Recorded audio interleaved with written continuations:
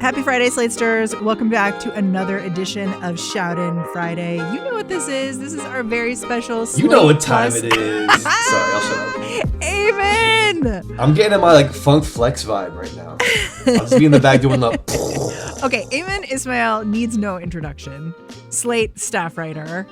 And we have brought him on for SchadenFriday because I got to tell you, this is the SchadenFridayest SchadenFriday that we've yet had. And that is because this week, what happened that gave me the smiling devil emoji energy is that the Democrats kind of kicked ass on Tuesday in the election. I mean, I don't want to say it out loud. I feel like I could jinx it. I don't know. How do you feel about this, Ayman? I try not to subscribe to any political party. Agree. But I am a Muslim American and I have a heart and I have empathy. And so I tend to skew one way or another. And if that tells you which party I usually vote for, I think that says it all. Yeah. I mean, it's really not about the Democrats because I got plenty of bones to pick with them. It's more, it's the anti-Trump energy. Let's be real. Yeah. It's you don't want the person working at your daycare with your kids to get deported. Yes. It's you don't want the buses to crash and you don't want airplanes to fall out of the sky. That kind of energy. I would like people who need food benefits to receive them. It'd be nice if people could eat. It would be good. And if that makes me a monster, so be it. So to give some context, when we're talking about big wins for the Democrats this week, we don't just mean gubernatorial races, mayoral races, Zohran Mamdani. We do mean that, but we also mean stuff like Democratic justices getting elected in Pennsylvania's Supreme Court. We're talking about members of Georgia's utility board coming in and replacing the Republicans who have been there. We're talking about progressive issues getting a boost, like in Maine, voters rejected a ballot measure that was going to add some voter restrictions. Ayman, did you have a favorite winner, loser this week? Yeah. I mean, Zohran by a mile. Bring the flavor to the fish, bring the flavor to the rice. Who's the number one spice? You've covered Zohran for a minute, since before he was Mr. New York City. I was there early. I went to the after party because I totally forgot to RSVP for the actual Zohran party. So what I did instead was I went to Queens and I hung out at his favorite restaurant. It's a place that he's been to once a week. It's called Kebab King.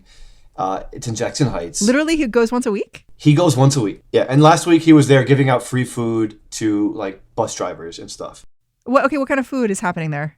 It's biryani, South Asian food, Indian food, all different kinds of curries. It's where that famous photo of him eating biryani with his fingers came from. The New York Times, when they did an interview with him there, and he shoveled it with his fingers, put it in his mouth, which is the traditional way. I clocked a lot of people eating it that way. And I was like, this feels like the right spot to be. Were they having a party for him? Was it an official party or was it just a regular customer? Well, they had the TV on, which is different because I've been there before with Zohran, and they don't usually have the TV. They're just usually blasting awesome music.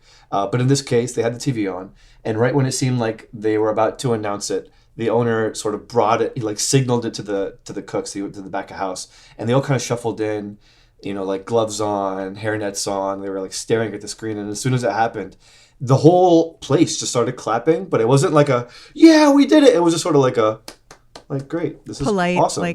Yeah, and then everybody just sort of nodded their head and they went back to work. And I was like, what's up with that? And afterwards, when I was talking to some patrons, they were like, dude, this is a working class neighborhood. People have work in the morning.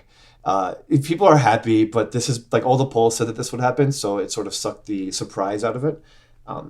But yeah, it was a really interesting and awesome place to be because of how I think I fell into the same trap that a lot of reporters fell into, where it's this guy's South Asian, he's Muslim. This is huge for this community that's never gotten somebody to that echelon of governance before.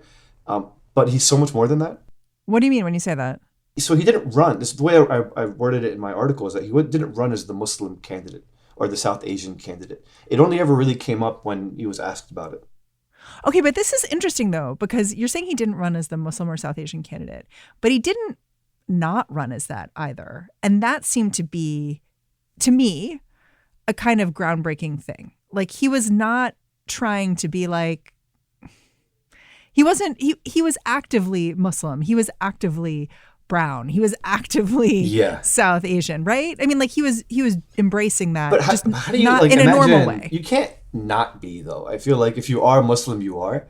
I don't think any Muslim person thought of him as the person who's going to be delivering Muslim values or the person who'd be delivering like South Asian values.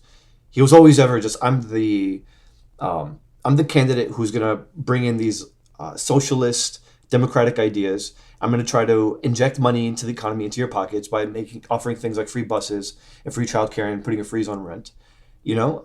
And so that's what I mean by he wasn't like running as the Muslim candidate. He wasn't up there talking about how he was going to make life easier for Muslims ever. That's it for now. And if you want to hear the rest of this episode, the way to do it is to subscribe to Slate Plus. Unlock Slate Plus now by going to slate.com/whatnextplus.